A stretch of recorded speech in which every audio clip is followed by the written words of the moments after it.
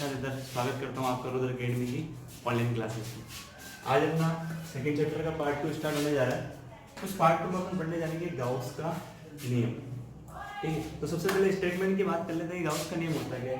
तो गाउस का नियम किसी भी पर्टिकुलर क्लोज सरफेस से कितना टोटल विद्युत फ्लक्स निकलेगा उसके बारे में बताता है। वो निकलेगा उस पृष्ठ में कितना आवेश है और उसका 1/ε गुना। ठीक है, अगर इसको गणितीय रूप में बताना चाहूँ तो फ्लक्स को अपन डिनोट करते हैं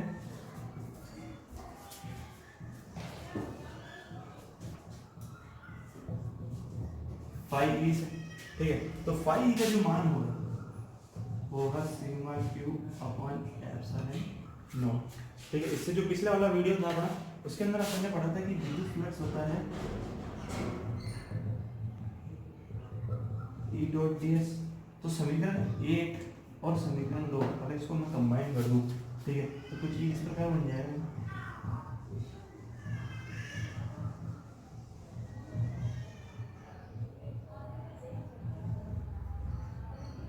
अगर सबसे इजीएस्ट वे में बताना चाहूँ कि गाउस का नियम काम में आता क्या है, ठीक है, अपन ने जब कूलॉम का नियम पढ़ा था तो किसी निकाय के अंदर अगर आवेश अगर सीमित मात्रा में, ठीक है, अगर सीमित मात्रा में है तो उसके कारण जो विद्युत क्षेत्र होगा किसी पर्टिकुलर पी पॉइंट पर वो आसानी से अपन निकाल सकते हैं। ठीक है, लेकिन अगर आवेश बहुत ही ज्यादा मात्रा में, ठीक है, तो वहां पर कूलॉम का नियम या अध्यारोपण का सिद्धांत लगाना बहुत ही डिफिकल्ट हो जाएगा अपने लिए। ठीक है, तो वहां पर क्या अपन कौन सा नियम लगाते हैं? गाउस का नियम। देखो ये समीकरण दीजिए अपने को।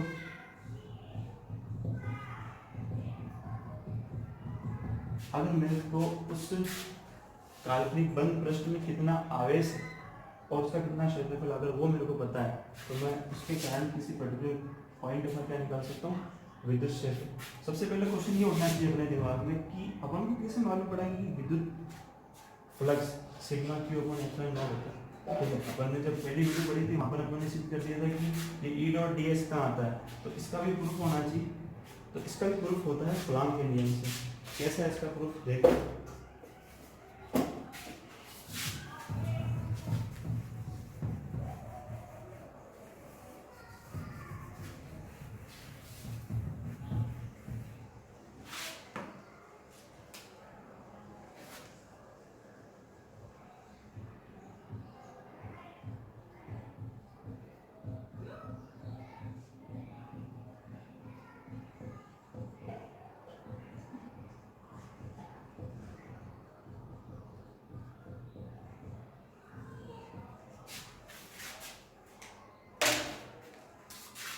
सबसे पहले अज्यूम कर लेते हैं कि कोई भी एक पॉइंट चार्ज है, मान लेते हैं वो पॉइंट चार्ज का प्लस का क्यू। अब अपन को ये मालूम है कि जब धनात्मक आवेश होता है तो उससे निकलने वाली बल रेखा क्या होती है? भार की ओर निकलती है।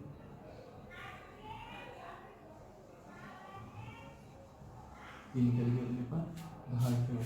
ठीक है, जब अपन को किसी पर्टिकुलर पॉइंट पर विद्युत क्षेत्र निकालना होता है ना तो अपन गाउस के नियम से कल्पना करते हैं, वो कल्पना करते हैं किसी पृष्ठ की जिसको अपन क्या नाम देते हैं?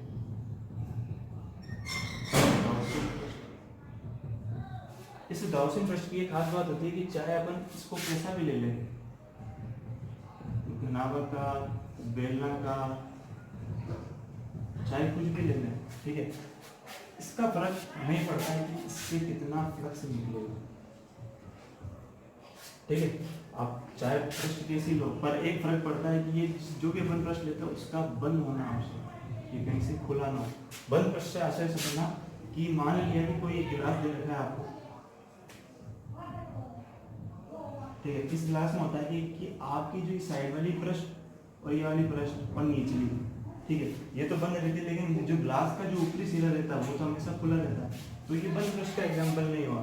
अगर इसी ग्लास को अगर मैं किसी प्लेट से ढक दूं, ठीक है, अगर इसके ऊपर कुछ कागज या कुछ भी प्लेट लगा दूं तो ये बंद कहलाएंगे। बंद कहलाने का मतलब अगर मेरे को इसके सरफेस से मान लिया कि ये मेरे पास गिलास है, ठीक है, इसको मैंने ढक दिया ऊपर का कि साइड का पृष्ठ और निचला पृष्ठ, अगर इस पॉइंट से अंदर इसकी जो रिफिल है वहां पर मेरे को जाना तो क्या करना पड़ेगा?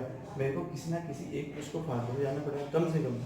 अगर चाहे मैं अंदर जाना तो मैं या तो यहाँ से फाड़ू उसको, इसके सारे सारे होते हैं यहाँ से फाड़ के जाना पड़ेगा, ठीक है ना। तो ऐसी पृष्ठ जो कहलाती है बंद पृष्ठ कहलाती है। तो यहाँ पर क्या पड़ेगा, एक बंद पृष्ठ की कल्पना करनी पड़ेगी।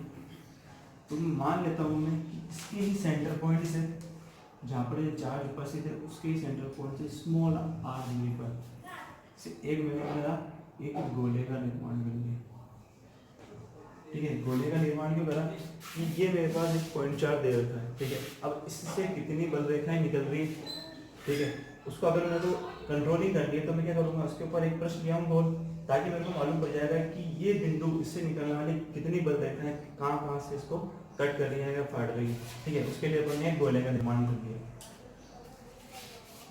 अब बात कर लेते हैं अपने विद्युत फ्लक्स की, निकालनी थी अपन को कि जो अपना विद्युत फ्लक्स है फाई वो sigma Q upon epsilon not कैसा है, ठीक है। तो यहाँ पर एक चीज देखते हैं कि जो अपना जो फ्लक्स होता है वो होता है E डॉट डी एस, ठीक है। अगर इसको मैं सही लिखूँ, अगर पूरा ही को लिखूँ तो कुछ इस प्रकार से लिख दूंगा। अब बात यहाँ ध्यान रखनी है अपन को कि विद्युत क्षेत्र, यहाँ पर जो विद्युत क्षेत्र होगा वो कौन से नियम से निकलेगा, वो निकलेगा अपने पास कूलॉम के नियम से। कूलॉम का नियम बोलता है कि जो विद्युत क्षेत्र होता है वो होता है अपने पास के q upon r square dot r का। अगर परिमाण रूप में लूँ तो कुछ इस प्रकार से हो जाएगा, ठीक है। ये बात, ये आवेश होता क्या है, जिस आवेश से विद्युत क्षेत्र उत्पन्न हो रहा है वो चीज ये आवेश होती है, ठीक है। आर स्क्वायर मतलब अगर मेरे को यहाँ पर कोई पृष्ठ ले लिया मैंने, ठीक है, इसके और इस पृष्ठ के बीच की कितनी दूरी है, ठीक है। ये अपना केंद्र हो गया, इस केंद्र से अपन ने एक गोले का निर्माण करा था, ठीक है। उस गोले की त्रिज्या क्या थी, आर। अब अपन ने जहाँ पर भी विद्युत क्षेत्र की कल्पना करनी है, ज्ञात करना है, तो मैंने ले लिया वो पॉइंट उस पृष्ठ पर। तो पृष्ठ पर स्थित और केंद्र के बीच की दूरी क्या होगी, जो उसकी त्रिज्या होगी। तो यहाँ पर क्या हो जाएगा, आर ये चीज आ रखी है। अब बात करते हैं अपन क्षेत्रफल की, ठीक है, डी एस की। अब संपूर्ण क्षेत्रफल निकालेंगे तो इसको ऐसे लिख लेते हैं। अब गोले का संपूर्ण क्षेत्रफल क्या होता है, 4 पाई आर स्क्वायर, जहाँ आर क्या होगी आपकी इस गोले की त्रिज्या, ठीक है। अब यहाँ पर अपन ने त्रिज्या क्या लिखी है इसकी, स्मॉल आर, तो इसको ऐसे लिख लेते हैं 4 पाई आर स्क्वायर।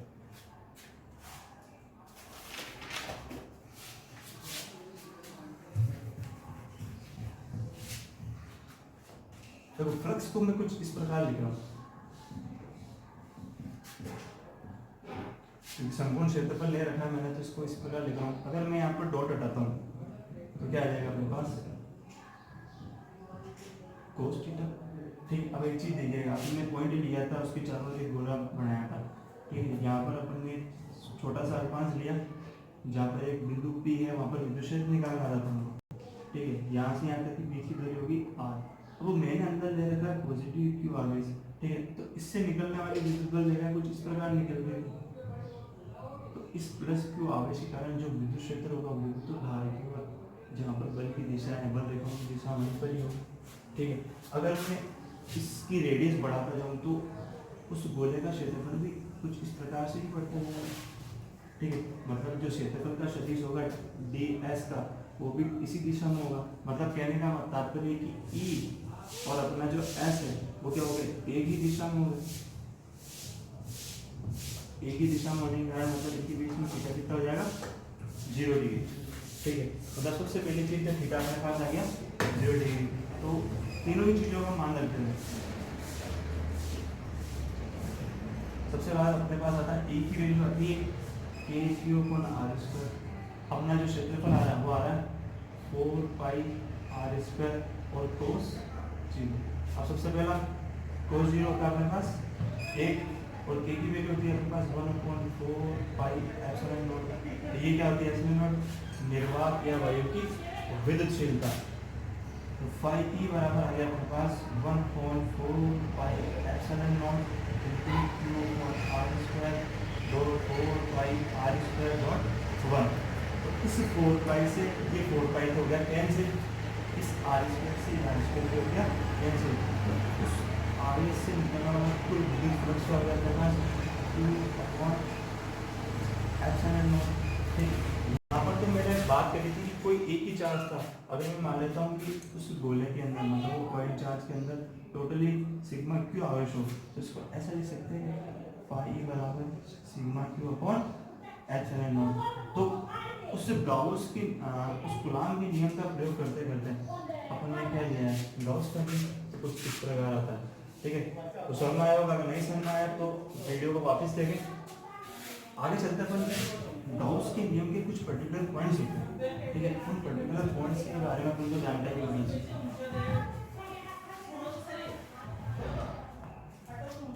सबसे पहला पॉइंट आता है कि सिग्मा क्यों होता है। सिग्मा क्यों बोलते हैं कि जो अपन ने काल्पनिक पृष्ठ की कल्पना करी थी,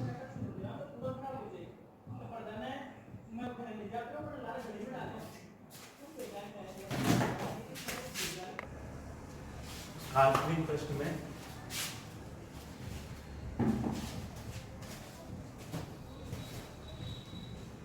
कुल नेट आवेश,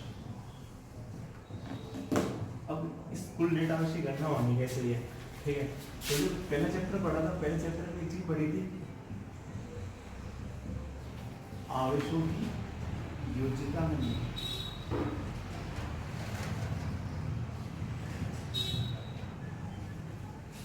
ठीक है, उस आवेशों की योज्यता के नियम में अपने ये पढ़ा था कि किसी भी निकाय में पर्टिकुलर पॉजिटिव या नेगेटिव बहुत सारे चार्ज पड़े। ठीक है, अब उस पर्टिकुलर निकाय का कुल आवेश होगा कितना, तो क्या करना पड़ता है, उन सभी आवेशों का बीजगणितीय योग करना रहता है। ठीक है, मतलब उनको पॉजिटिव नेगेटिव या उनकी चिन्ह के आधार पर जोड़ दिया जाए। फॉर एग्जाम्पल यहाँ पर दे दिया अपने पास 5 माइनस का 5 कूलम, माइनस का 3 कूलम, प्लस का 4 कूलम, प्लस का 10 कूलम। अगर इसको कुल नेट आवेश निकालना होता है, ठीक है, क्या करेंगे, 10 plus 4 plus minus 5 plus minus 3, बीजगणितीय योग 10 plus 4 plus minus minus plus minus minus. ठीक है, अपने पास आ जाएगा 6 गुलाम होंगे, मतलब इस पर्टिकुलर निकाय का जो कुल आवेश होगा वो होगा अपने पास 6 गुलाम। ठीक है, तो इस प्रकार निकालते हैं। अगली चीज आती है कि कुल विद्युत फ्लक्स होता है।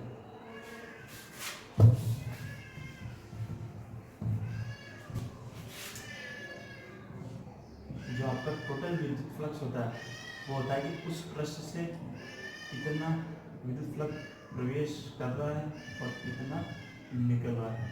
ठीक है, यहाँ पर एक चीज और बता देते हैं कि जो निकलता है मतलब जो निर्गत होता है किसी पृष्ठ से निकलने वाला वो होता है अपने पास पॉजिटिव। ठीक है, और जो प्रवेश करता है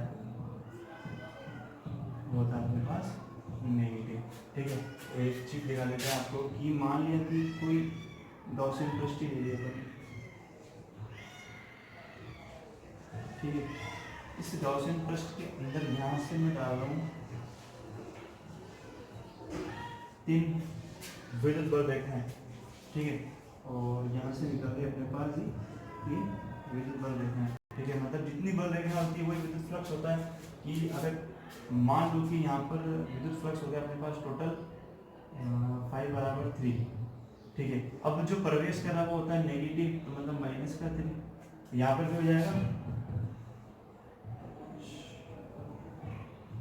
5 प्रवेश बराबर माइनस का 3। अब जो निकल रहा है वो होता है निर्गत, और निर्गत तो अपन लेते हैं पॉजिटिव में। ठीक है, तो ये हो जाएगा प्लस का 3। अगर मेरे को इस तरह से टोटल विद्युत फ्लक्स निकालना है तो क्या हो जाएगी इसकी वैल्यू, प्लस का 3 प्लस माइनस 3, तो प्लस 3 माइनस 3 बराबर 0। तो इससे प्रश्न से कुल विद्युत फ्लक्स क्या हो जाएगा, 0। क्यों, क्योंकि इसमें जितना विद्युत फ्लक्स प्रवेश कर रहा था उतना ही विद्युत निर्गत हो रहा है। ठीक है, अब एक क्वेश्चन देते हैं, क्वेश्चन करिएगा कि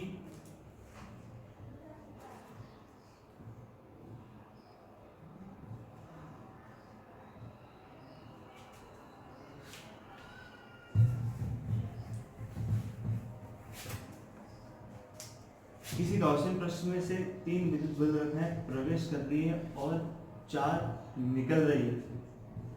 4 निकल रही है, तो पहली चीज आप ये बताइए कि इस बंद पृष्ठ में कौन सा आवेश विद्यमान है।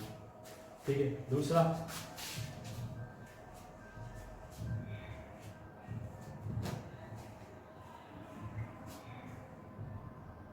किसी गॉसियन पृष्ठ में 4 विद्युत बल रेखाएं प्रवेश कर रही और केवल 3 ही बाहर निकल रही है, तो इसमें कौन सा आवेश विद्यमान होगा?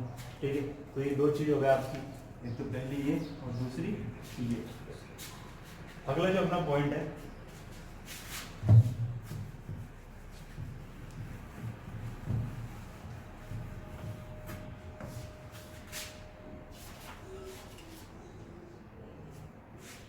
ये जो गाउस का नियम होता है,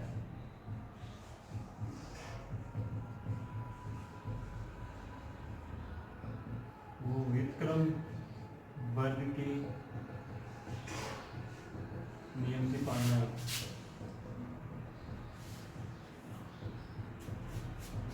अब व्युत्क्रम वर्ग का नियम क्या होता है, तो इसके लिए 2 एग्जाम्पल लेते हैं। सबसे पहले अपना ले लेते हैं कूलाम का नियम।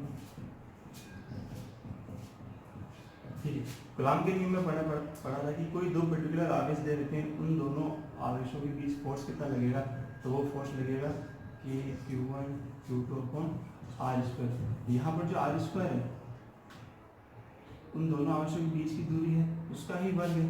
मतलब अगर मैं इन तीनों चीज़ों को कांस्टेंट रखूँ, ये तो ऑलरेडी कांस्टेंट होता ही है, अगर इनको मैं फिक्स रखूँ तो F अपना क्या हो जाएगा, समानुपाती 1 अपॉन R²। यहाँ पर जो बल है वो क्या हो जाएगा, इसकी दूरी के वर्ग के व्युत्क्रमानुपाती। तो मतलब यहाँ दूरी का क्या आ रहा है, स्क्वायर आ रहा है ना, वो भी व्युत्क्रमानुपाती है, इसलिए इसको बोलते हैं व्युत्क्रम वर्ग का नियम।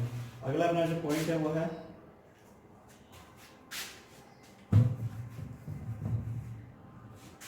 कि मानो कि कोई भी सिस्टम दे, ठीक है, इस सिस्टम में यहाँ यहाँ यहाँ यहाँ यहाँ यहाँ बहुत सारे चार्ज हैं। ठीक है, मेरे को इस सिस्टम में से भी इतने से ही निकाय के कारण किसी पर्टिकुलर पॉइंट पर क्या निकालना है, विद्युत क्षेत्र। ठीक है, तो उस विद्युत क्षेत्र निकालने में इन जो भार इस पृष्ठ से, मतलब जो पृष्ठ की कल्पना करिए गॉसियन पृष्ठ, उस गॉसियन पृष्ठ से बाहर जो भी आवेश विद्यमान होंगे उनका इसके ऊपर फर्क नहीं पड़ेगा। क्यों नहीं फर्क पड़ेगा, क्योंकि अपन ने सबसे पहले गाउस के नियम यही चीज पढ़ी कि जो भी आवेश होता है वो आवेश उस बंद पृष्ठ के अंदर विद्यमान जो सिग्मा क्यू होता है उसी पर निर्भर करता है विद्युत आपका विद्युत फ्लक्स। ठीक है, तो बात इसके ऊपर कुछ बात करेंगे। ठीक है, तो आशा करते हैं आपको इतना समझ में आया होगा। धन्यवाद।